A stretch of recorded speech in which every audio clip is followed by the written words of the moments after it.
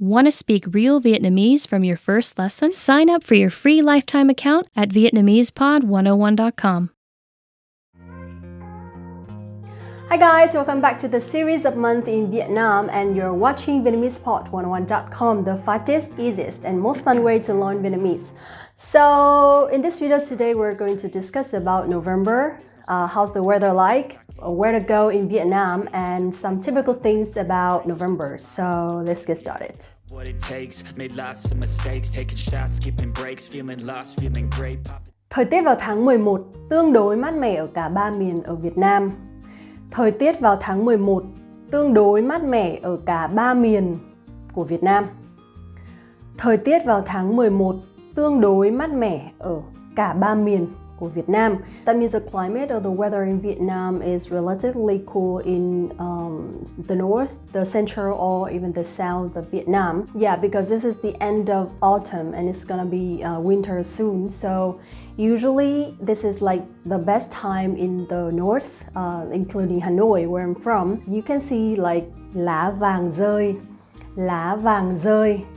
Lá vàng rơi means falling leaves in Hanoi. This is very romantic to drive around or to walk around Hanoi. And in the south of Vietnam, it's like the end of rainy season and it starts getting hot. Depends on the area that you are, the climate will change accordingly. Also, in terms of season, we can say tháng 11 bắt đầu mùa đông ở miền Bắc và mùa khô ở miền Nam. Tháng 11 bắt đầu mùa đông ở miền Bắc và mùa khô ở miền Nam.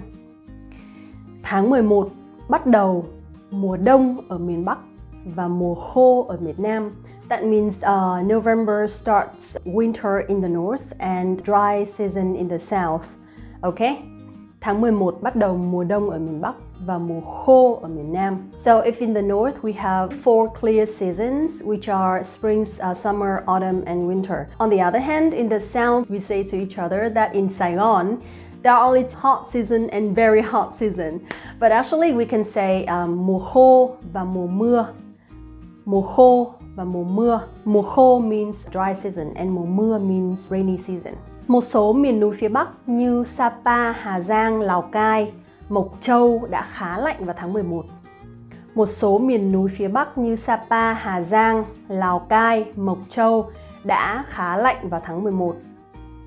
Một số vùng núi phía Bắc như Sapa, Hà Giang, Lào Cai, Mộc Châu đã khá lạnh vào tháng 11. That means in some northern areas such as Sapa or Hà Giang, the climate in November is pretty cold already. Now let's talk about some typical food in November. Món ăn tháng 11.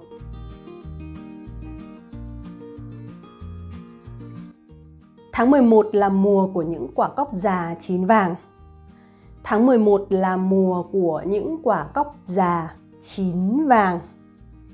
Tháng 11 là mùa của những quả cóc già chín vàng. November is a season of ripe yellow umbrella. So umbrella is a very typical fruit of the north of Vietnam, and in November they're all ripe. Usually in summer they are pretty young and sour, which young people really like. But in November, which is the end of autumn and the beginning of winter, they're going to be ripe. So it's really, really nice to eat them. And it's also one of the typical fruits in Vietnam. Nhắc đến tháng 11 không thể bỏ qua quýt Bắc Sơn, Lạng Sơn. Nhắc đến tháng 11 không thể bỏ qua quýt Bắc Sơn, Lạng Sơn. Nhắc đến tháng 11 không thể bỏ qua quýt Bắc Sơn, Lạng Sơn. So quýt Bắc Sơn from Lạng Sơn city is also one of the common fruits of Vietnam in November. They're very, very sweet. I don't know why, but they're pretty cheap as well, very sweet, and it's very healthy, so we'll all eat it. And usually at the end of winter, it's gonna be a bit dry in terms of climate, so we always feel like having some fruit to hydrate ourselves. Mùa mít nghệ Tiền Giang là vào tháng 11. Mùa mít nghệ Tiền Giang là vào tháng 11.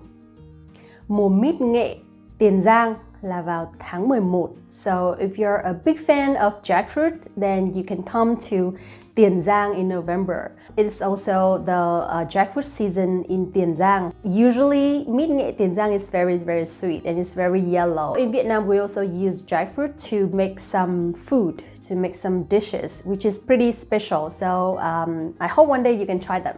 Mùa thu hoạch cam Cao Phong là từ tháng 10 đến tháng 11.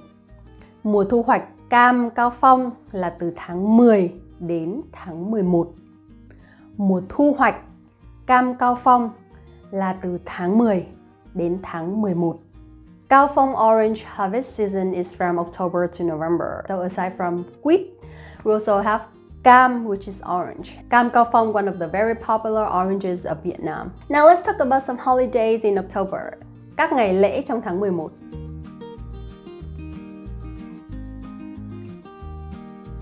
First one, we have to talk about November 20th, which is Ngày Nhà giáo Việt Nam. Ngày Nhà giáo Việt Nam. So in sentence, you can say Ngày Nhà giáo Việt Nam 20 tháng 11 là ngày để tôn vinh những người làm trong ngành giáo dục. Ngày Nhà giáo Việt Nam 20 tháng 11 là ngày để tôn vinh những người làm trong ngành giáo dục. Ngày Nhà giáo Việt Nam 20 tháng 11 là ngày để tôn vinh những người làm trong ngành giáo dục.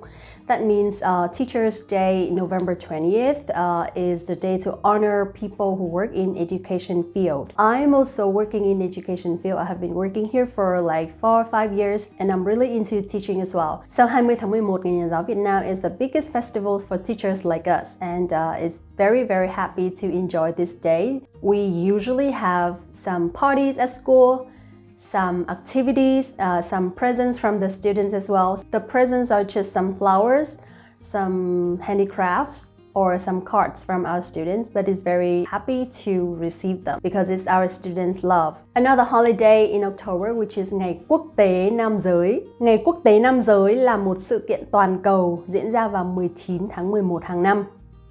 Ngày Quốc tế Nam giới là một sự kiện toàn cầu diễn ra vào 19 tháng 11 hàng năm. Ngày Quốc tế Nam giới là một sự kiện toàn cầu diễn ra vào 19 tháng 11 hàng năm.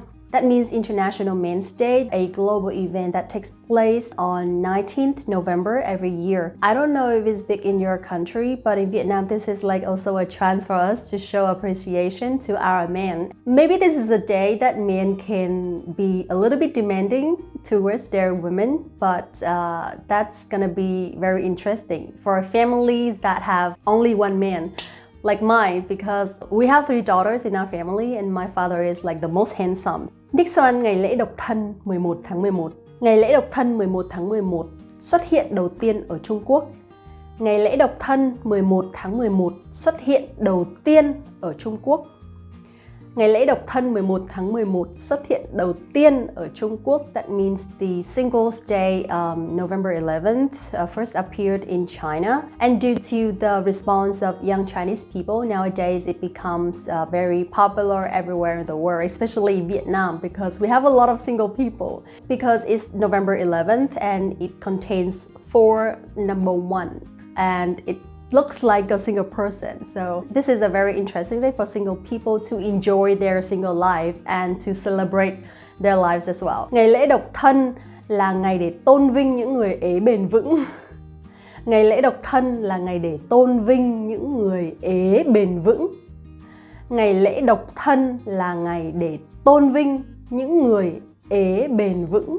Ế bền vững is like a very common term of Vietnam to indicate people who are single for so long and don't really want to be in a relationship anymore. So that means the single days is a chance to celebrate or to honor sustainably single people. Ế bền vững. Alright, that's it for today, guys. Thank you very much for watching this video. Don't forget to like this video and subscribe the channel. Also, visit VietnamesePod101.com to get access to your free lifetime account right now and get your real lessons by real teachers. And I'll see you in December video. Xin chào và hẹn gặp lại các bạn. Want to speed up your language learning? Take your very first lesson with us. You'll start speaking in minutes and master real conversations. Sign up for your free lifetime account. Just click the link in the description.